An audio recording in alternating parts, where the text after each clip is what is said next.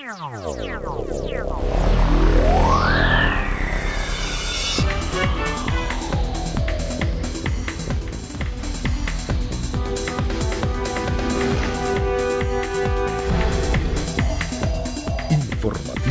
Mira TV está en ti.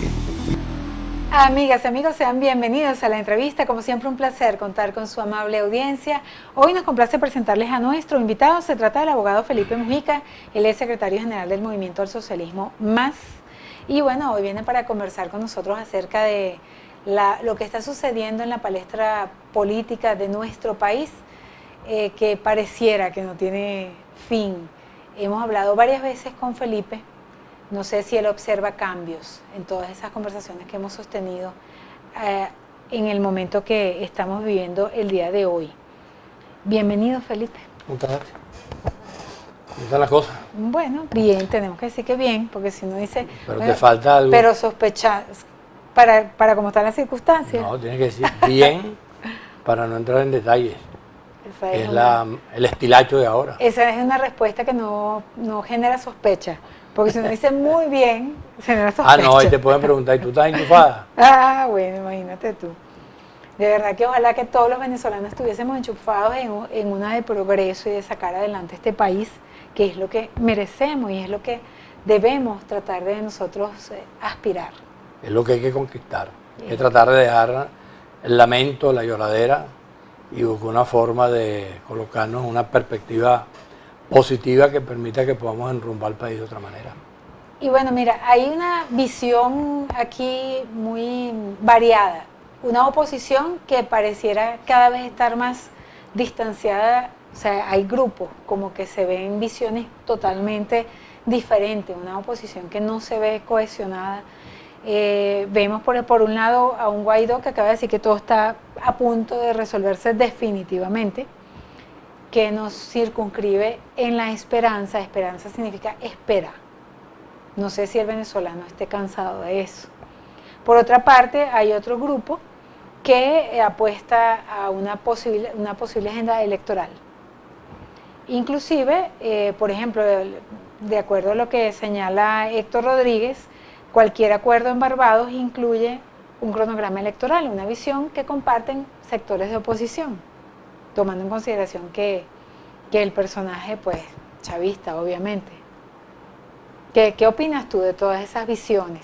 Tú sabes que hay que buscar una palabra que trate de definir y de conceptualizar apropiadamente lo que nos está pasando en Venezuela.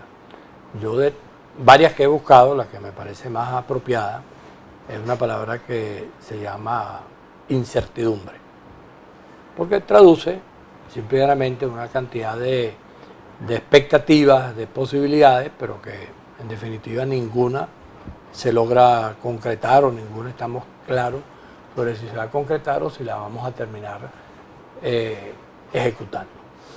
Eso viene producto de 20 años de una situación que los venezolanos manejamos ampliamente. Hemos aterrizado en el peor gobierno de la historia.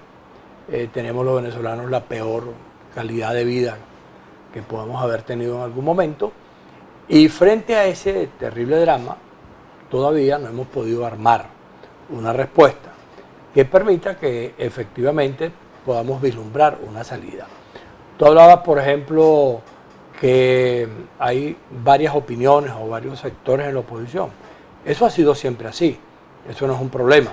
El problema es que a pesar de ser así, no tengan la posibilidad de ponerse de acuerdo en estrategias y en políticas comunes que permita que el país pueda ver, frente al desastre del gobierno, una perspectiva y una posibilidad de resolver problemas. Pero para ponerse de acuerdo, para generar estrategia, por lo menos se tienen que ver la cara.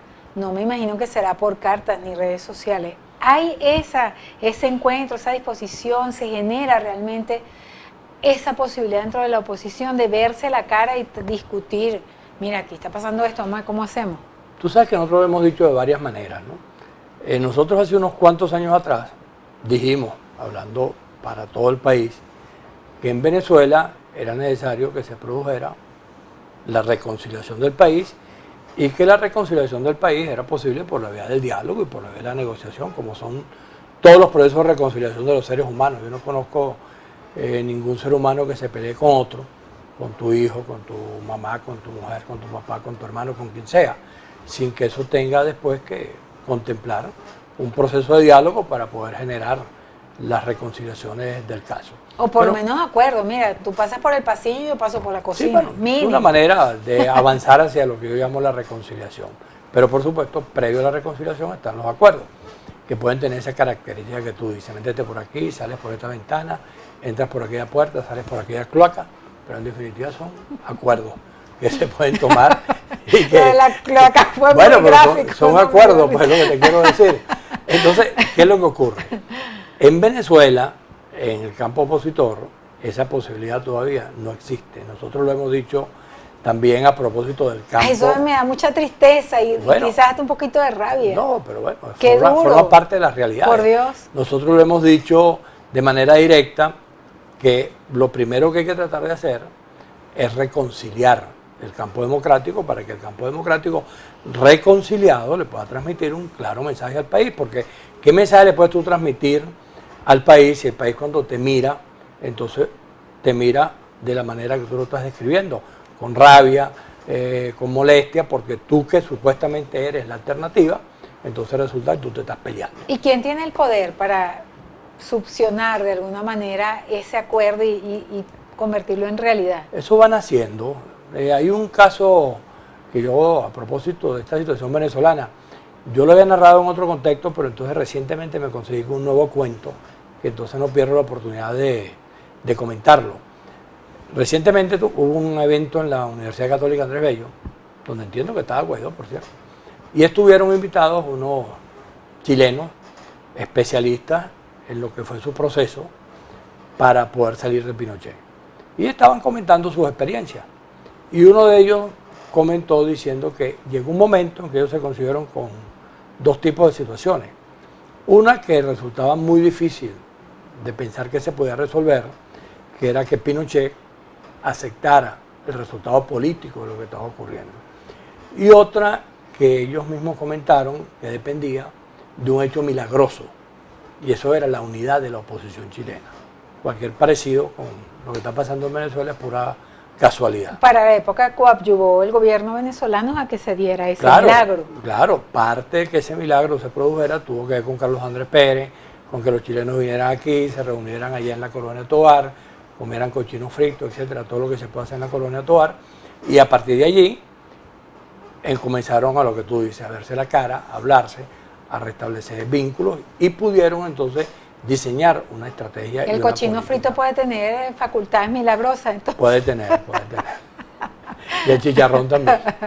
Entonces, ¿qué es lo que ocurre? Eso en Venezuela puede perfectamente darse en la medida que los venezolanos comprendamos primero que lo que te estamos diciendo al comienzo del programa, hay que dejar la lloradera y hay que asumir que en vez de andar llorando y lamentándose, lo que hay es que asumir una conducta que permita que el país pueda ver una salida, que el país pueda ver que a pesar de lo que está ocurriendo, vienen mejores momentos distintos para los venezolanos. Y eso hay que irlo haciendo de manera cotidiana, hay que irlo diciendo, hay que irlo comentando, hay que irse encontrando con la gente, hay que ir construyendo una salida. En eso también se parece esto mucho a la experiencia chilena. Había unos políticos chilenos en la época de la campaña por el plebiscito en Chile, que decían que el Pinochet lo que era que reclamarle los muertos, los presos y todo lo que él había hecho en ese terreno. Y otros que dijeron, no, un momentico, no sigamos hablando de eso, ya eso pasó. Vamos a hablar de lo que viene. Vamos a hablar del país que viene, vamos a decirle a la gente que podemos tener un país mejor. La única manera que es hablar del país que viene, no tocar esos puntos que son... No, digamos que te pongo el ejemplo chileno, yo creo que simplemente aquí lo que hay que ir es adecuándose, en mi opinión, hablar mucho más del país que viene y dejar el lamento atrás. Eso no quiere decir que no tengamos que todavía pasar un trecho largo conviviendo con lo que nos pasa de manera cotidiana. Y poner el acento en la violación de derechos humanos que ha vivido el país. No, yo diría que más que poner el acento en eso, pues tú ves aquí demasiadas cosas terribles. Tú sales a la calle, hay un hecho que a mí personalmente me genera demasiada molestia, que es cuando yo veo a un niño de 5 años que no sé en qué anda. Si anda con los padres, o anda solo, anda pintando carrera, totalmente desamparados. Una oferta electoral, por cierto, de Chávez. Sí, que no por iban, eso. no iban a tener niños en la Pero calle. cuando tú ves una cosa de ese tipo, o cuando ves unos ancianos en unas condiciones realmente despauperadas, o recogiendo basura de unas bolsas de basura en la calle, etcétera. Son situaciones terribles que tú no las vas a poder borrar de la noche a la mañana. Lo que yo digo es que el discurso, las cosas que tú le digas al país, tienen que tener el contenido, no solamente de decir que eso está pasando, sino que tú tienes que agregar que los venezolanos estamos en condiciones de salir de eso y que aquí nadie se puede rendir. Y que aquí lo que hay que seguir es insistiendo en la posibilidad de construir una salida desde nuestro punto de vista, lo hemos dicho claramente y lo repetimos. Hay que buscar una salida de esto. Esa salida pasa por el diálogo, pasa por la negociación, pasa porque la salida sea democrática, sea constitucional, sea electoral y tiene una cantidad de agregados que también todo el mundo sabe cuáles son. Un nuevo CNE, unas nuevas condiciones electorales, el tema del registro, el tema de la proporcionalidad, es decir, una serie de aspectos que incluso ya no solamente es un problema que los opositores lo planteen. Cuando tú ves que Héctor Rodríguez te dice que de allá de Barbados tiene que venir Una propuesta electoral. hecho concreto, que es un cronograma electoral, Héctor Rodríguez está hablando de una manera distinta si tú escuchas a Diosdado Cabello. Pues Diosdado Cabello dice, aquí no hay elecciones, sino las constitucionales. De hecho, Y no hay ninguna otra. De hecho, en los pasillos se corre que hay una división importante entre factores del chavismo. Del ¿Qué es lo que gobierno. ocurre en el chavismo? Lo mismo que ocurre en el campo opositor. Lo único que ellos no lo muestran tanto. Hay varias visiones del chavismo y hay varias visiones de la oposición. Y eso es una realidad venezolana, con la cual tenemos nosotros que andar Claro, y porque comprender que es así. reinstitucionalizar el país pasa por que Diosdado Cabello y el cargo que ostenta quede por fuera prácticamente. Bueno, el tema de cómo resolver lo de las instituciones implica que tú tienes que, por ejemplo, recuperar la Asamblea Nacional, que es la instancia, la institución que le corresponde Ese es uno de debatir. los puntos, ¿no?, que están discutiendo. Debatir ahorita. políticamente todo eso. ¿Qué significa eso? Bueno, que el gobierno debería dejar de estar ofreciendo cosas que no cumple y asumirlas. Es decir, mira, ellos han dicho, vamos a regresar a la Asamblea Nacional. Regresen, no le paren a lo que dicen algunos diputados opositores que expresamente lo dicen para que no regresen. Cuando dicen, no, ustedes van a Porque venir, hay pero... radicalismo de partido. Claro, ustedes van a venir pero con el rabo entre las piernas. Entonces, por supuesto, eso lo dejan allí como una provocación. Ahora, el gobierno debe asumir eso. ¿Por qué hay que asumir eso? Porque si tú quieres tener un nuevo CNE, en verdad, y todo el mundo lo dice el gobierno, lo dicen todos los factores opositores, lo dice toda la sociedad venezolana, dice, para que haya elecciones con confianza, tiene que haber un nuevo organismo electoral. ¿Dónde se elige el organismo electoral? El sitio constitucional, el sitio legal establecido por la Constitución y por las leyes, para eso es la Asamblea Nacional. Para eso la Asamblea tiene que recuperar su papel. La Asamblea puede elegirlo, o la Asamblea puede llegar al punto de que dicen, bueno, no tenemos cómo elegirlo porque no nos pusimos de acuerdo, y hay una figura también constitucional y legal, que es la omisión legislativa, y entonces eso pasaría a manos del Tribunal Supremo de Justicia, Que no es lo deseable, obviamente, que no por es las lo características deseable, del... pero que es una salida también con un acuerdo previo, porque no es que el tribunal va a elegir lo que le dé la gana. Es evidente que si se produce un debate en el seno de la Asamblea, ese debate deberá aterrizar en una proposición consensual sobre los nombres y los apellidos de las personas que irían a ese Consejo Nacional Electoral.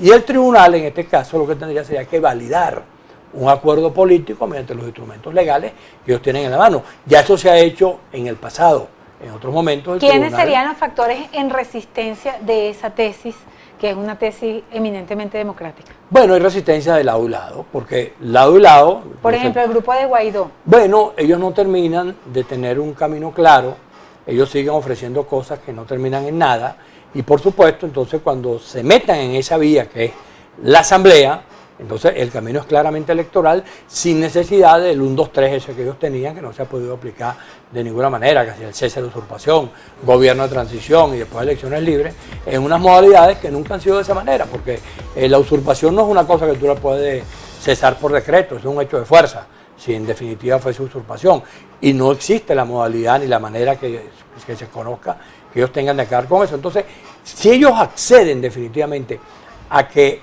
hay que lograr que el regreso a la Asamblea sea un hecho consensual, tendrían también que asumir que la salida que se va a construir es una salida electoral.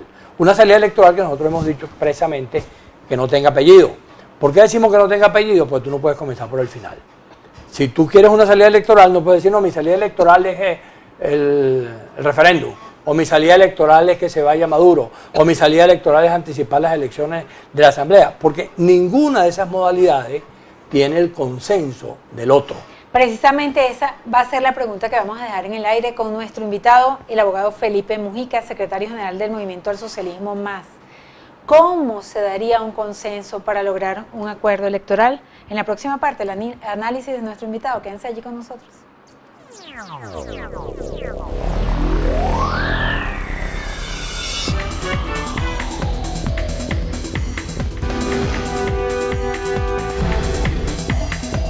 Informativo Mira TV está en ti. Continuamos, amigas y amigos, en la entrevista. Hoy estamos conversando con el abogado Felipe Mujica, secretario general del Movimiento al Socialismo Más. Y quedamos pendientes para conversar con Felipe acerca de las posibilidades de consenso hacia una vía electoral. Hay muchas tesis planteadas, hay quienes pues aseguran que la mejor manera es simplemente las elecciones a la Asamblea Nacional, que eso desde los pasillos del gobierno creo que es una de las tesis que tiene fortaleza. Hay otros sectores que plantean la posibilidad de un referéndum consultivo, elecciones generales, en fin, todo ello pasa por el Consejo Nacional Electoral. Para unos factores es mejor que se quede el que está, porque les ha ido muy bien. Para otros factores, lo ideal es que en estos acuerdos, específicamente el de Barbados, se genere una posibilidad de cambio del Consejo Nacional Electoral. ¿Cómo lo ves tú? ¿Qué nos puedes decir tú acerca de todo este detalle de la posibilidad electoral? Tú sabes que sin necesidad de inventar muchas cosas, si nosotros vamos a una experiencia relativamente cercana y además venezolana. Y no del tercer tipo. No, venezolana y cercana y no del tercer tipo exactamente. Te vas a conseguir con lo siguiente. En el año 2012 se produce el Carmonazo. Chávez regresa en esa condición excepcional que se produjo, que es que él primero va, renuncia, se entrega y después regresa con un crucifijo en la mano. A partir de ese momento en Venezuela se generó un clima, un ambiente que terminó en un escenario de diálogo como el que nosotros deberíamos armar hoy nuevamente en Venezuela. Por cierto que ese escenario de diálogo generó algo específico, yo creo que no. Sí, cómo no, claro, generó? ese escenario de diálogo se constituyó primero, lo presidió el secretario general de la OEA, o sea que tuvo la presencia de los organismos internacionales, lo presidió César Gaviria, colombiano. Después se crearon áreas de trabajo, se discutió el tema económico, el tema electoral, el tema político, N número de problemas en comisiones de diálogo. Y eso estuvo sesionando durante un periodo relativamente largo y llegaron a una serie de conclusiones en cada uno de los campos. Y aterrizó, digamos, como mecanismo final en el referéndum revocatorio de Chávez. Si tú revisas ese proceso de diálogo, te vas a conseguir con que a nadie se le ocurrió comenzar diciendo lo primero que vamos a discutir es el referéndum revocatorio, sino que comenzó el debate. Y el debate se fue dando. Cada quien quería a lo mejor que se hiciese lo que él quería, pero bueno, el debate y el diálogo y las negociaciones fueron generando y fueron produciendo salidas alternativas hasta que finalmente se resolvieron una cantidad de materias en distintas áreas y se aterrizó políticamente en la convocatoria del referéndum revocatorio de Chávez. Que Chávez hizo con eso lo que le dio la gana, ese es un problema de la oposición y de Chávez. De la oposición porque se comportó de una manera absolutamente poco inteligente, y de parte de Chávez porque hizo todo lo que tenía que hacer para hacer el referéndum en el momento que él quiso hacerlo. Ahora, pero como eso no es lo que estamos discutiendo, sino cómo se puede lograr, aquí perfectamente se puede lograr lo mismo. Primero, lo que está ocurriendo en Barbados o lo que ocurrió en Noruega tiene que tener una precisión. Tú no puedes seguir teniendo dos factores, desde nuestro punto de vista, minoritarios ambos, porque el gobierno es minoría y el sector que representa a Guaidó también es minoría en relación a la salida que quieren los venezolanos. Los venezolanos han dicho claramente en todas las encuestas que se han hecho que queremos una salida electoral democrática, pacífica y constitucional. Ambos sectores están allá discutiendo o haciendo lo que le parece mejor a sus intereses particulares. Unos dicen hay que acabar, la cosa tiene que comenzar por una elección presidencial, porque la usurpación tiene que terminar. Y el otro dice no, eso no es el problema. El problema es que lo que hay que hacer es elegir por anticipado la elección de la Asamblea Nacional. Las dos cosas son contradictorias, no tienen punto de encuentro y por supuesto pareciera que estuvieran dialogando entre un par de locos. Bueno, lo primero que tenemos que tratar de hacer es que ese diálogo tiene que ser ampliado. Ahí tiene que haber otros sectores, en Barbados, en Venezuela o donde sea. Tú ves, por ejemplo, una cosa que acaba de terminar hace apenas un par de años. Después de 40 y pico, casi 60 años, los colombianos deciden conseguirse Santos El proceso de paz. y la guerrilla, el proceso de paz. La negociación se hace entre Santos y lo que quedaba de la guerrilla y dejan fuera a una parte de la sociedad colombiana que es la que expresa Uribe, que no participa en el proceso de negociación. Ellos llegan a unos acuerdos en La Habana y producen una decisión adicional que es convocar un plebiscito. ¿Qué pasó en el plebiscito? Ganó Uribe, perdió Santos y perdió la guerrilla. Los que hicieron el acuerdo, por no incorporar al tercero, quedaron en minoría. ¿Cuáles serían los factores por incorporar aquí? Todos los factores de la sociedad venezolana, los partidos, las universidades, la iglesia, los grupos económicos, la sociedad civil, ¿Y la todo agenda eso quién debe la pone? tener expresión. Y la agenda se pone de una manera colectiva, donde tú digas, señores, aquí los problemas son varios. Tenemos unos problemas que son los que nos acosan de manera permanente. El problema de los alimentos, el problema de las medicinas, el problema del empleo, el problema del dinero, el problema de la inseguridad, etcétera, etcétera. Ese es un campo. Hay otro campo, la economía. ¿Cómo hacemos para que en Venezuela se pueda retomar políticas que permitan reactivar la economía y convertir a Venezuela en lo que alguna vez fue? ¿Un solo factor político puede reactivar la economía en Venezuela? No, la economía en Venezuela tiene que ser activada necesariamente por un acuerdo entre el gobierno, porque es gobierno, obviamente, sea gobierno este o el gobierno que sea, o el gobierno y los factores del campo económico. Tú ves, por ejemplo, que durante mucho tiempo en Venezuela funcionó una cosa que se llamaba la Comisión Tripartita, donde estaba el gobierno, estaban los grupos económicos y estaban los trabajadores. Y allí se discutían y se planificaban el conjunto de actividades que tenían que ver con el campo de la economía y con el campo laboral. Aquí durante mucho tiempo las decisiones sobre cómo se hacía con el tema social también fue objeto de discusiones. Aquí funcionaba Fíjate, el Congreso o la Asamblea Nacional y ahí se discutían las leyes. Esta Asamblea Nacional no funciona, la Constituyente no puede pretender sustituir a la Asamblea Nacional y por lo tanto hay que recuperar las instituciones. Por eso el problema de cómo dialogar, de cómo negociar, implica que no solamente dos sectores, uno que es el gobierno que tiene una intención clara toda la vida desde que este diálogo se comenzó mantenerse y dividir a la oposición. Y el otro que es la oposición o los sectores de la oposición que van, porque no se puede hablar de toda la oposición, que van allá. Entonces nosotros decimos, aunque vamos a eso hacer le una da cosa. mucho poder al gobierno, pensar que el gobierno dividió a la oposición como que se pero divide eso, sola. eso es una realidad. El que el gobierno contribuya a dividir la oposición y que ella a su vez caiga en la trampa, bueno, eso es una parte de la realidad política venezolana. ¿Qué deberíamos hacer? Nacionalizar el diálogo. ¿Qué implica eso? Bueno, que tú no puedes seguir pensando que la solución venezolana la van a proponer los chinos, los rusos, los cubanos, los americanos. No, la solución tenemos que proponerla, o las soluciones. Los venezolanos, tú sabes dónde queda la Plaza Bolívar de Los Teques, ¿verdad? Y yo sé dónde queda la Plaza Bolívar de Caracas, y yo sé dónde queda Nueva Esparta, tú también sabes dónde queda Nueva Esparta, y dónde queda el Estado Zulia. Bueno, eso que los venezolanos sabemos y que permite que conozcamos los problemas de cada sitio, bueno, tiene que servir de punto de partida para que las soluciones las busquemos los venezolanos y que los asesores internacionales cumplan el papel que les corresponde, que es asesorar, servir de intermediario, servir de representantes de buena voluntad en los casos que sean, como ha ocurrido en todos los procesos de diálogo que se ha dado en el mundo. Nosotros no podemos renunciar a que la solución la construyamos nosotros y que sea sobre la base de negociaciones que los venezolanos podamos terminar de hacer. Para concretar, Felipe, ¿cuáles serían las líneas gruesas de ese camino que queremos construir los venezolanos hacia ser lo que somos, que es un país que merece vivir bien, con calidad de vida y en su patria, en su suelo, y que si es posible que todos esos hijos nuestros que están en otros países vuelvan a desarrollar su patria? ¿Cuáles serían las líneas gruesas de las posibilidades desde la perspectiva política, que obviamente es la que va a regir todo lo demás? Porque si en el ámbito político no nos ponemos de acuerdo, todo lo demás sigue mal. Lo primero es que nosotros tenemos que colocar la línea más gruesa de todas.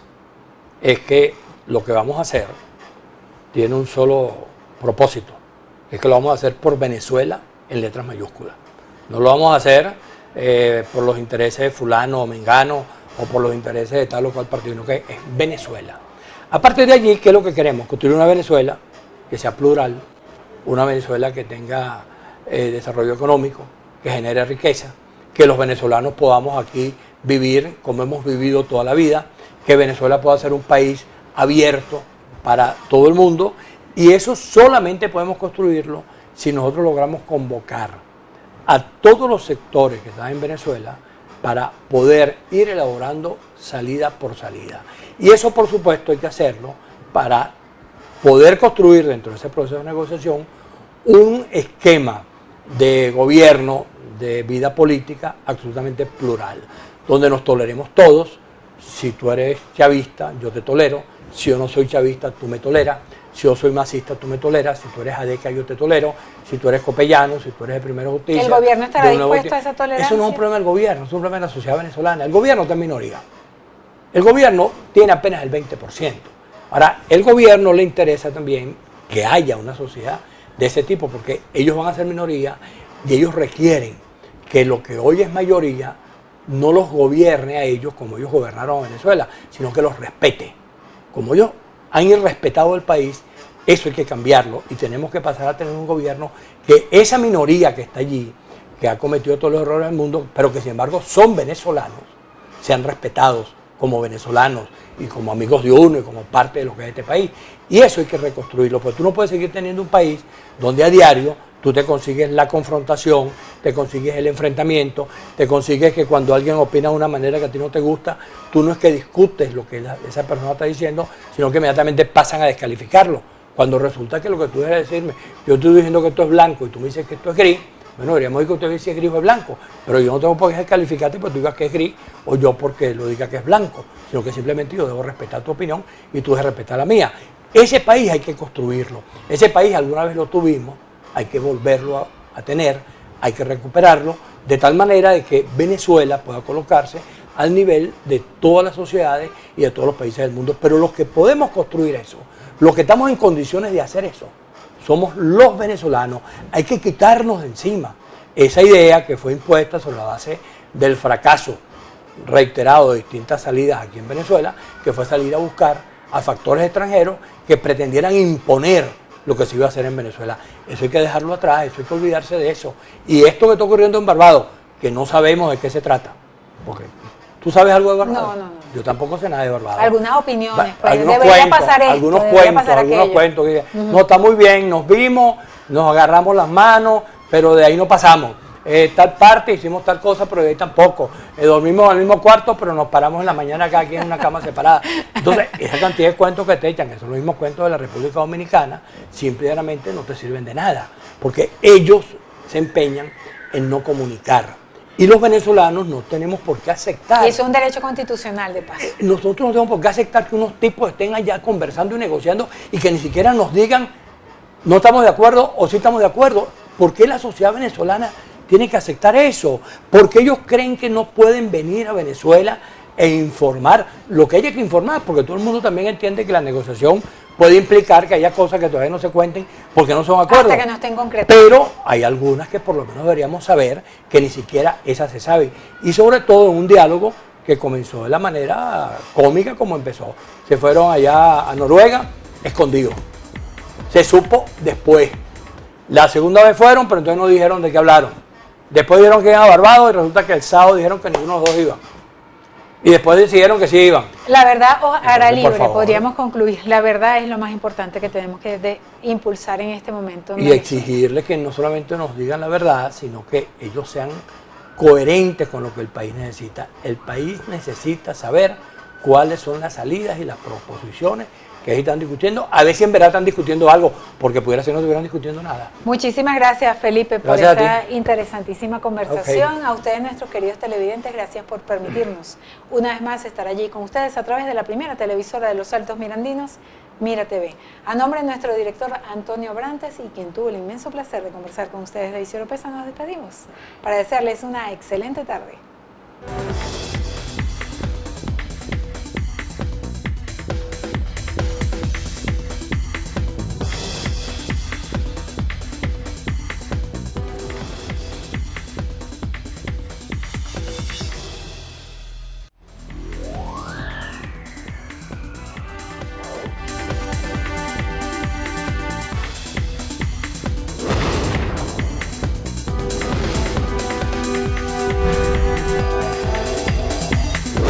Informativo Mira TV está en ti.